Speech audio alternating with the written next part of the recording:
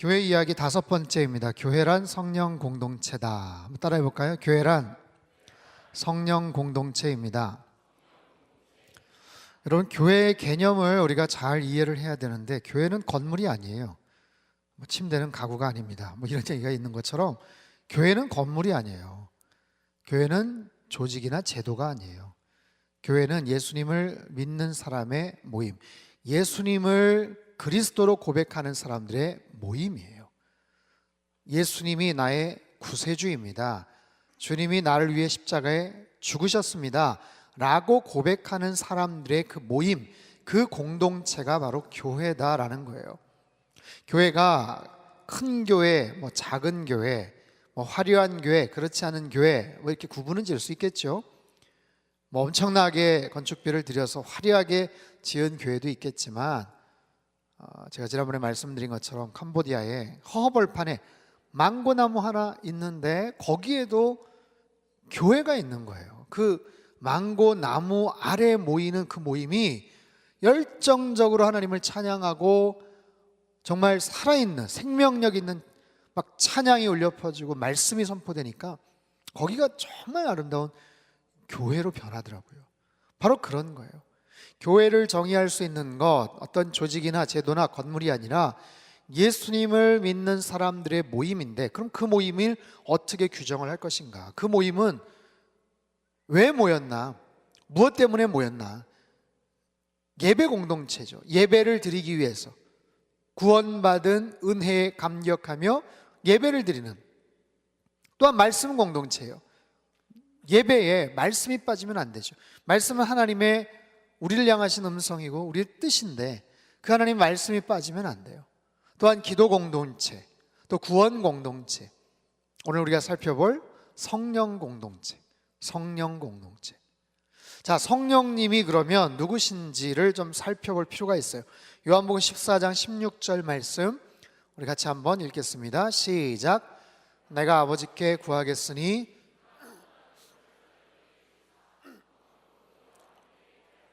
자, 보혜사라는 단어에다 밑줄을 쳤는데, 이 보혜사라는 단어 혹시 처음 보신 분 있어요? 솔직하게. 교회 생활을 하면 그래도 들어보기는 하고 아는 얘기이긴 하지만 막상 누가 설명하라고 그러면 설명하기 좀 쉽지는 않습니다.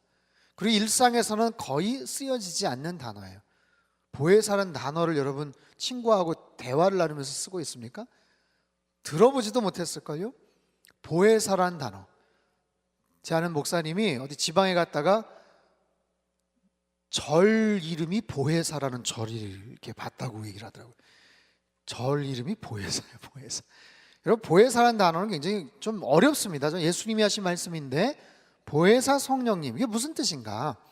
이 보자는 지킬 보, 해는 은혜 해, 스승사, 지키고 보호하시고 은혜를 주시는 스승, 그런 뜻이에요.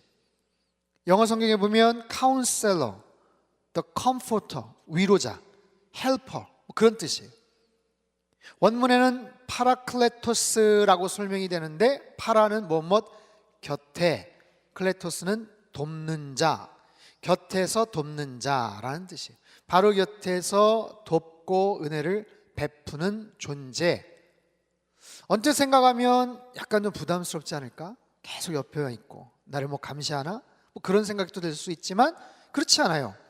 내 곁에서 나를 돕고 보호해 주시는 그런 분, 그런 존재, 그것이 성령님이다 라는 거예요. 성령님은 더 쉽게 말할까요? 좋은 분이에요. 좋은 분. 성령님, 좋은 인격체로서 그 성령 하나님, 그 성령님이 무엇을 하시나? 다른 여러 가지 사역과 역할들이 있지만 가장 중요한 것은 내가 하나님의 자녀임을 알려주셔요. 내가 예수님을 믿고 예수님을 영접한 순간, 내 마음을 열고 예수님을 받아들이는 순간 그 마음 가운데 성령님이 들어오셔요.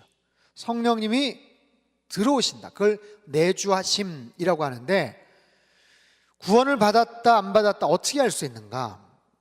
구원 받았습니까? 네. 언제 받았습니까? 몇 월, 며칠, 몇 시에 받았습니까? 그렇게 물어보는 사람도 있어요. 구원파, 거기에 따른 종파. 아니 구원받았는데 어떻게 몇 월 며칠에 받았는지도 몰라요? 그 구원받은 거 아니에요. 어떻게 생각하세요? 우물쭈물하면 대답을 잘 못합니다. 거기에 대해서. 여러분, 구원을 받았으면 어떤 현상, 특별한 경험이 있기도 하지만 사실 결과로서 하는 거예요. 어떤 분들은 특별한 체험을 통해서, 기도원에서 아니면 특별한 기도를 통해서 막 몸이 불같이 뜨거워지는 특별한 체험을 하는 그런 분도 계시지만, 그렇지 않은 분도 계셔요.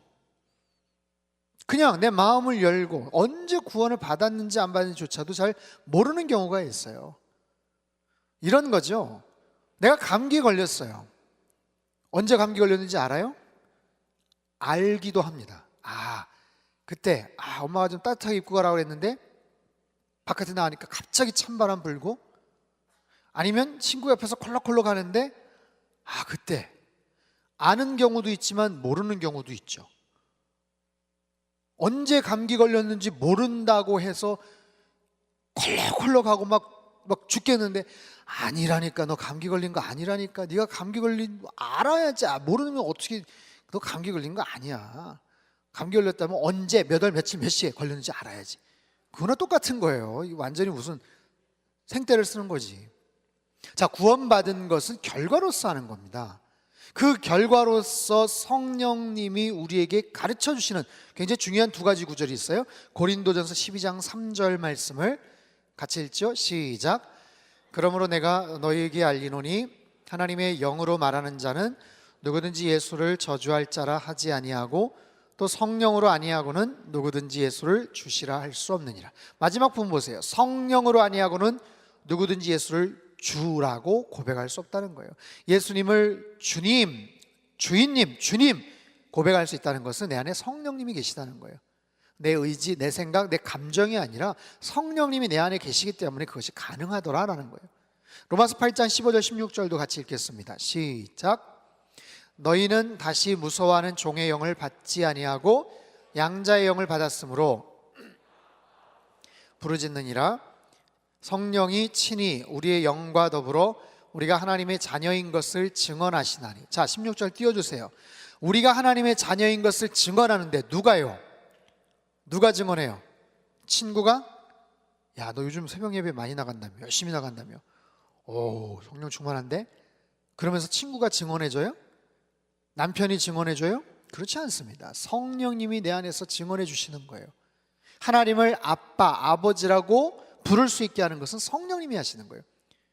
여러분, 학교 친구, 믿지 않는 사회 친구 만나가지고 얘기해 보세요. 예수님을 주님이라고 한번 해봐, 하나님을 아버지라고 한번 고백해봐. 못합니다. 억지로 시키면 하겠죠. 밥 사준다면 하겠죠. 근데 마음속에서 우러나와서는 절대로 못하는 거예요. 그것을 내가 고백한다라는 것은 내 안에 이미 성령님이 계시다라는 사인이에요. 내가 구원을 받았나 안 받았나, 내 안에 성령님이 계시나 안 계시나, 그 부분을 가지고 여러분들이 확인해 볼 수가 있어요. 내가 예수님을 믿고 사랑하고 영접하고 고백하고 그렇다면 분명히 성령님이 내 안에 계시고 우리는 하나님의 자녀인 줄 믿으시기를 바랍니다. 여러분, 이거 굉장히 중요한 부분이에요. 긴가민가 할 때가 있어요. 왜? 우리 신앙이 업다운이 있거든요. 좋을 때도 있지만 그렇지 않을 때도 있거든요. 내가 부끄러운 모습으로 살아가면 하나님 앞에서 아닌가 싶기도 할 때가 있거든요. 그렇다고 해서 내 상태에 따라서 구원받은 게 취소가 되고 흐려지고 인정이 되고 왔다 갔다 하는가? 그렇지 않습니다.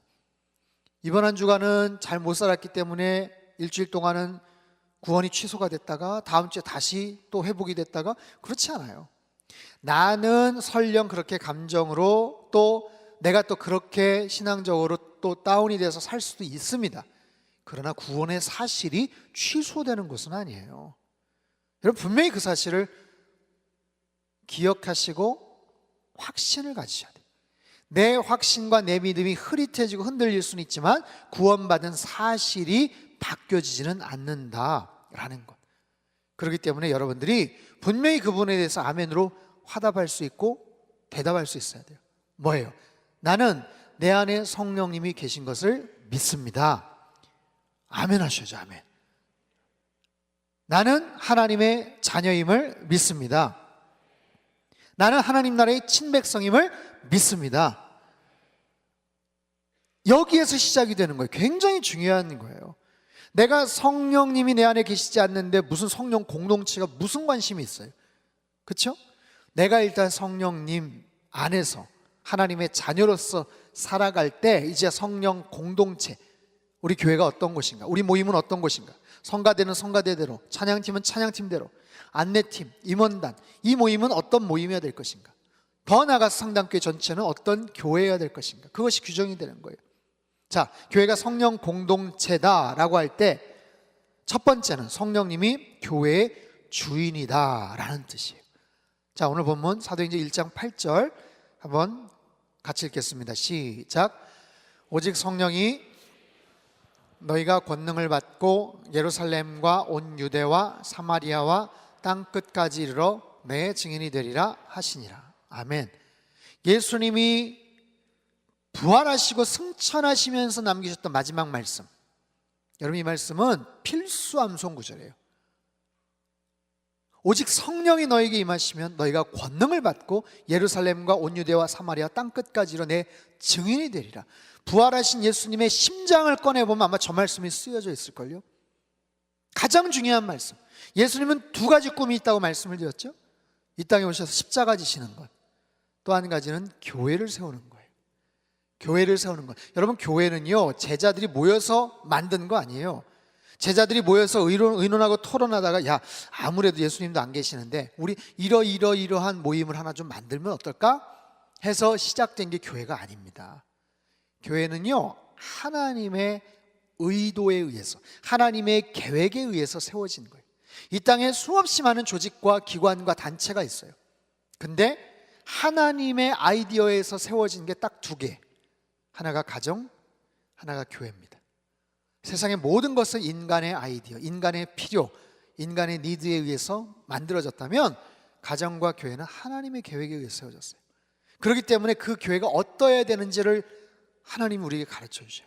주님이 가르쳐 주셔요. 1장 8절은 교회를 만드는 하나의 설계도와도 같아요. 교회는 이렇게 만들어져야 돼. 그 첫 출발은 뭐야? 성령이야 라고 말씀을 하시는 거예요. 자, 여러분, 교회의 주인이 성령님이다라는 것은 굉장히 중요합니다. 너무나 당연한 거죠. 근데 가끔 어떤 교회들은 교회의 주인이 성령님이 아니라 어떤 힘 있는 장로님일 때가 있어요.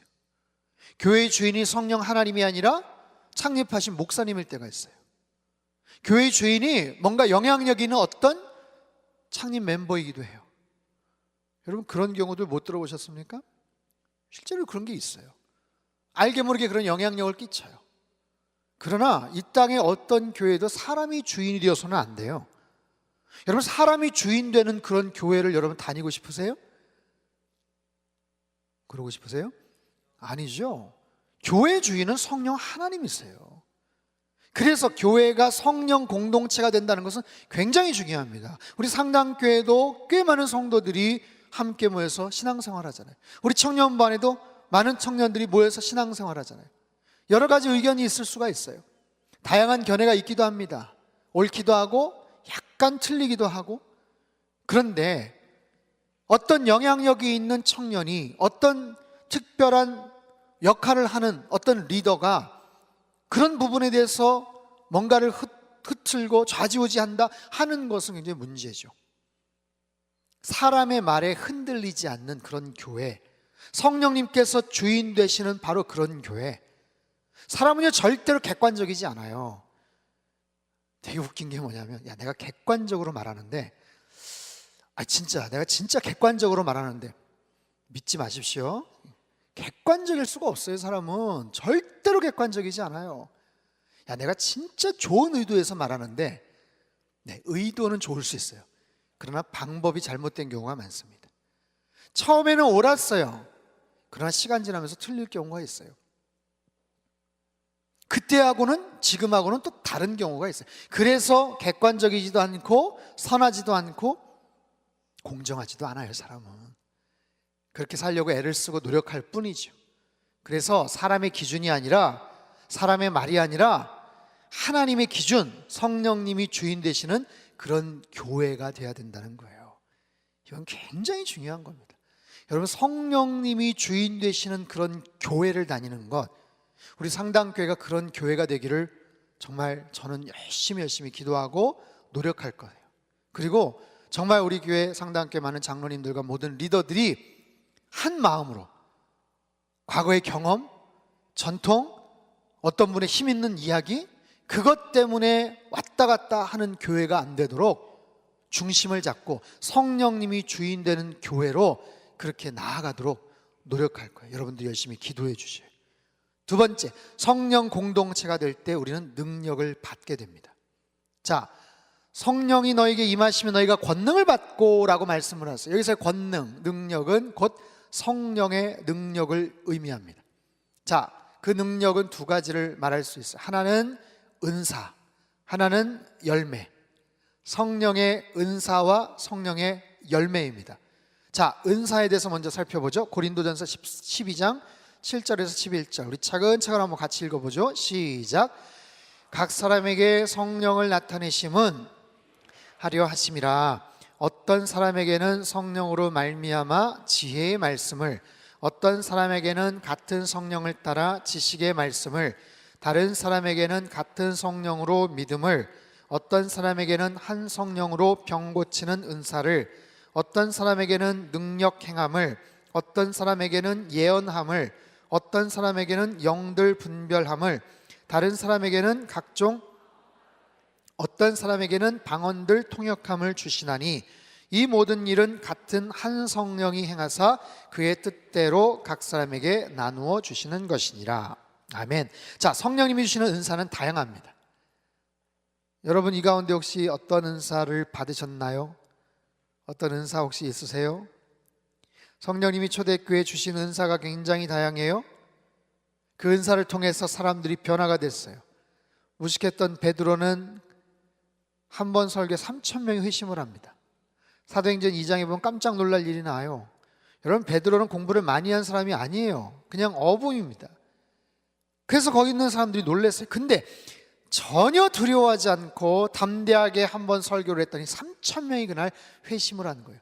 더 놀라운 건 뭔지 아세요? 야, 이 사람들 아침부터 술 먹었다 하면서 뭐라고 할 때 그게 아니라 구약 성경 요엘서 2장에 보면 이러이러한 말씀이 나오는데 그 말씀이 오늘 실현이 된 거야 라고 말을 하는 거예요. 저는 그게 더 놀라요. 야, 어떻게 그 타이밍에 구약의 그 많은 말씀 가운데 요엘서 2장 말씀을 어떻게 찾았을까? 그리고 정확하게 그 말씀을 거기에서 인용을 할까? 이건 성령님이 주신 특별한 은혜죠. 지식의 은사, 말씀의 은사. 스데반과 빌립 집사가 어떻게 할지 모를 때 기가 막히게 담대하게 말씀을 선포해요. 그것 또한 마찬가지. 지혜와 지식의 은사. 여러분, 공부하는 우리 청년들 많죠? 여러분, 지혜와 지식의 은사를 하나님 앞에 달라고 기도하세요. 주님, 지혜의 은사를 허락하여 주옵소서. 지식의 은사를 허락하여 주시옵소서. 단순히 공부를 잘한다는 게 아니에요. 단순히 똑똑해진다는 거 아니에요. 아무리 많은 지식이 있어도 지혜가 없으면 안 돼요. 지혜와 지식이 뭐가 달라요? 지혜란 지식을 어떻게 활용할 줄 아는가에 대한 능력이에요. 아무리 지식이 많아도 그것을 적절하게 제대로 선하게 활용할 줄 모르면 그 사람을 지혜 있다라고 말하지 않거든요. 지혜와 지식의 은사. 여러분, 이런 놀라운 은사는 자신의 유익이 아니라 공동체 유익을 위해서 하나님이 주신 선물이에요. 사도 바울에게 어떤 은사가 있었을까요? 사도 바울에게는 많은 은사가 있었습니다. 그런데 특별히 병 고치는 은사가 있었어요. 병 고치는 은사, 얼마나 소중한 은사입니까? 저도 정말 하나님이 그런 은사를 주셨으면 좋겠다, 그런 생각이 들어요. 근데 아무나 주시질 않는 것 같아요. 왜냐하면 한 주에도 많은 분들이 찾아와서 기도 요청을 합니다. 목사님, 이번 주 수요일 날 가서 수술해요. 목사님, 수술 받고 왔는데 힘들대요. 어렵대요. 그냥 단순히 배 아프고 머리 아프고 이 정도가 아니에요. 너무너무 심각하고 정말 이제는 어려운 그런 지경에 있는 분들도 참 많아요. 그런 분들에게 손을 얹고 기도를 하니까 막 벌떡벌떡 낫고, 이러면 얼마나 좋겠어요. 근데 사도 바울에게는 그런 병 고치는 은사가 있었다니까요. 근데 놀라운 것은 뭔지 아세요? 정작 자기 자신에 있는 병을 고치지는 못했어요.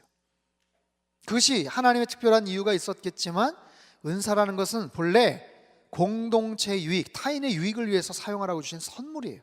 자기 자신의 유익을 위해서가 아니라. 이런 성령의 특별한 은사가 있을 때 교회는 굉장히 활발해집니다.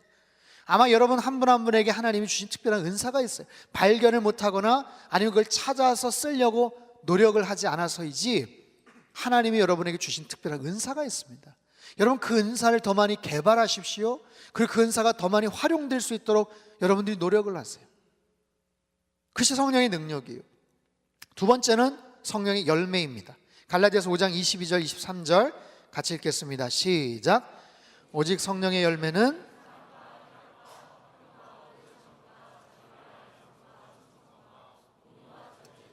이 같은 것을 금지할 법이 없느니라. 자, 성령의 9가지 열매다라고 말하지만 9가지 열매, 9개 다른 열매가 아니에요. 이것은 하나의 열매입니다. 헬라 어문은 단수로 되어 있어요.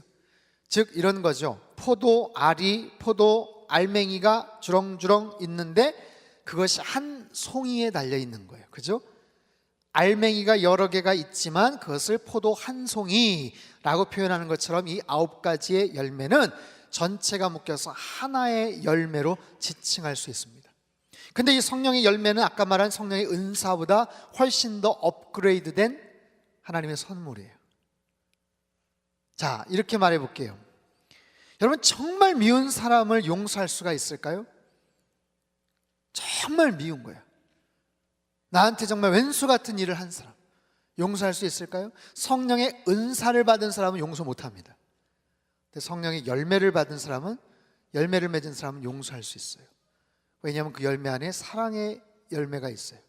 화평의 열매가 있기 때문에 그래요. 정말 하기 싫은 일을 끝까지 참고 견디면서 할 수 있을까? 은사를 받은 사람은 못합니다. 그러나 열매를 받은 사람은 할 수 있어요. 왜요? 오래 참음이라는 열매가 있어요. 절제라는 열매가 있기 때문에 그래요.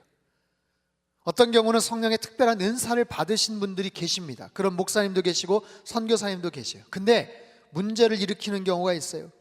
사람들과 갈등을 일으키는 경우가 있습니다. 그러나 은사를 받았을 땐 그런 충돌과 갈등이 있기도 하지만 열매를 가진 사람들은 그들이 가는 곳에 평화가 임하는 거예요. 그들이 가는 곳에 어려움이 다 사라지고 논란이 사라지고 사랑이 흘러넘칩니다. 성령의 은사를 받은 사람은 사역을 잘해요. 사역. 열매를 맺은 사람은 삶이 풍성해져요. 그런 차이점이 있습니다. 열매를 맺고 자기의 성품과 인격이 바뀌는 거예요. 이것을 두 가지, 은사와 열매를 이렇게 한번 차트로 여러분들에게 알기 쉽게 설명을 할게요. 잘 보세요. 은사는 외적인 능력입니다. 그에 반해서 열매는 내적인 능력이에요. 은사는요, 단기간에 받는 선물이에요. 금식기도 하고 산기도 갔다 왔더니 방언이 나오고 통변이 나오고 특별한 은사를 받았더라, 이런 경우 있잖아요. 단기간에 그런 선물을 하나님 주셔요. 그러나 열매는 절대로 단기간에 되지 않습니다.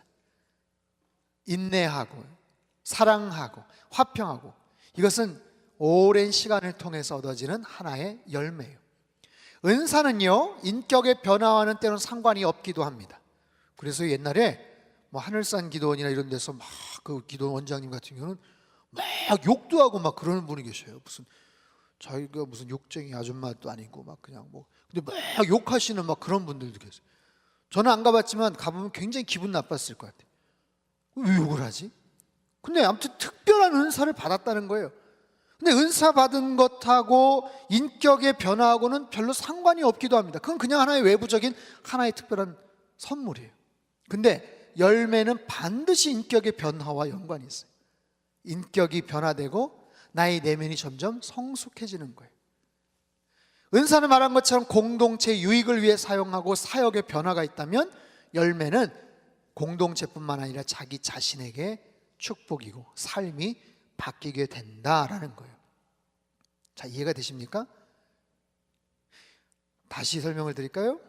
은사와 열매, 여러분 잘 기억을 하십시오. 저는 바라기를 이 자리에 계신 여러분들이 정말 성령의 은사를 사모하셔서 하나님께서 주시는 놀라운 영적인 축복, 더 많은 은사를 여러분들이 많이 받으셨으면 좋겠어요. 더 나아가서 은사뿐만 아니라 성령의 많은 열매를 여러분들이 맺었으면 좋겠습니다. 근데 신앙인들 중에서도요, 은사에 대해서는 굉장히 관심이 있지만 열매를 별로 매력적이지 않은 것으로 여기는 경우가 있어요. 아니, 열매는 당연한 것으로 자연스럽게 얻어지는 것이라고 생각하는 경우가 있습니다. 그런데 그렇지 않아요. 은사도 좋지만 열매는 더 좋은 거예요. 더 풍성하고 아름다운 열매를 맺는 우리 모든 청년 여러분들 되실 수 있기를 바랍니다. 그렇게 성령 공동체가 될 때, 성령님이 주인 되시고 능력을 받을 때 어떤 결과가 벌어지는가? 자, 2장 43절에 47절 말씀 같이 읽겠습니다. 시작. 사람마다 두려워하는데 기사와 표적이 많이 나타나니 믿는 사람이 다 함께 있어 모든 물건을 서로 통용하고 또 재산과 소유를 팔아 각 사람의 필요를 따라 나눠주며 날마다 마음을 같이하여 성전에 모이기를 힘쓰고 집에서 떡을 떼며 기쁨과 순전한 마음으로 음식을 먹고 하나님을 찬미하며 또 온 백성에게 칭송을 받으니 주께서 구원받는 사람을 날마다 더하게 하시니라. 자, 성령 공동체였던 그 초대 교회는 성령님이 주인 되셨어요. 성령의 권능이 있었어요. 은사와 열매가 있었습니다. 그러자 그들이 증인되어 살아가는 거예요. 그들이 증인되었다는 것은 입을 벌려서 사람들에게 복음을 전하고 메시지를 선포한다, 그런 의미도 있지만 가장 중요한 것은 뭐냐면 그들의 삶이 바뀐 거예요. 그들의 내면이 바뀐 거예요. 은사와 열매를 맺다 보니까 변화되는 거예요. 자, 묻겠습니다. 여러분, 교회 열심히 다니고 신앙생활 하면서 내가 조금씩 나아지고 변화되고 있다, 혹시 느끼고 계십니까? 아이, 그래도 옛날보다 좀 나아지는 것 같다, 좀 느끼시죠? 네, 질문 안 하는 걸로. 네, 내가 변화되는지 안 변화되는지를 어떻게 알 수 있느냐, 세 가지를 가르쳐 드릴게요. 시간을 어떻게 쓰는가, 돈을 어떻게 쓰는가, 누구를 만나는가. 잘 한번 생각해 보세요. 내가 은혜 받고 요즘 변화되었어, 뭔가 좀 더 좋은 크리스찬이 되었으면 좋겠어, 이런 마음이 들면서 여러분이 시간을 어떻게 쓰는가, 여분의 돈이 있다면 그 돈을 어떻게 사용하는가, 그리고 나의 교제권이 어떻게 달라지는가. 이들은요, 변화되었어요. 자신의 시간을, 자신의 돈, 물질을 자기의 유익을 위해서 쓰는 게 아니더라고요. 믿는 사람과 같이 모여서 어려운 사람들을 도우러 가더라고요. 함께 모여서 떡을 떼고 찬양하고 예배를 드리더라고요. 사람들에게 다니면서 복음을 전하고 구제를 하더라고요. 자기끼리만 모여서 자기끼리만 욕심 챙기는 게 아니고 주변 사람들에게는 선한 영향력을 끼치니까 칭찬을 받더라는 거예요. 그러니까 초대교회에 로마의 관리들이 사람들을 핍박하고 크리스찬들을 고문했던 사람들이 자기들끼리 얘기하는 거예요. 보라, 저들이 얼마나 서로를 아끼고 사랑하는지. 그들은 변화가 되었어요. 놀라운 모습으로 바뀌었어요. 삶이 바뀌었어요. 자신감이 생겼어요. 여러분, 예수님을 3년 동안 따라다니며 기가 막힌 육성 설교를 들었어요. 제자들은 그 놀라운 기적들을 눈앞에서 체험했어요. 십자가 사건도 경험했어요. 그런데도 불구하고 그들은 여전히 겁이 많았습니다. 그리고 서로 누가 크냐고 서로 자랑하고 서로 등급을 매겼어요. 그랬던 그들이 초대교회 성령 체험하고 나서 한 번 설교 3,000명, 5,000명의 회개를 하게끔 만들어요. 담대한 마음으로 복음을 전합니다. 스데반 집사님 어떻습니까? 돌에 맞아 죽어가면서도 평안함 가운데 그들을 용서를 해요. 여러분, 그 사람들의 놀라운 변화되는 모습들, 베드로는 얼마나 두렵고 겁이 많았는지 몰라요. 예수님 모른다고 부인했어요. 이름도 모르는 여자 하녀에게 예수님 모른다고 저주까지 했던 게 베드로의 두려워 벌벌 떨었던. 그런데 사도행전에 보면 감옥에 끌려가서 당장 그 다음날 참수형을 당할 수도 있는데도 평안한 마음으로 잠을 자더라고요. 바울과 실라는 어떻습니까? 매질을 당했어요. 억울하게 고문을 당했습니다. 그런데도 불구하고 밤에 일어나서 불평하고 원망하고 속상하다고 뭔가 컴플레인하는 게 아니라 하나님을 찬양하더라고요. 그러자 지진이 나고 옥문이 열리는 놀라운 기적을 체험하는 거예요. 초대교회 성령 충만하고 성령의 능력과 은사와 열매를 받은 그들은요, 누구도 두려워하지 않게 돼요. 그들은 누구도 미워하지 않게 돼요.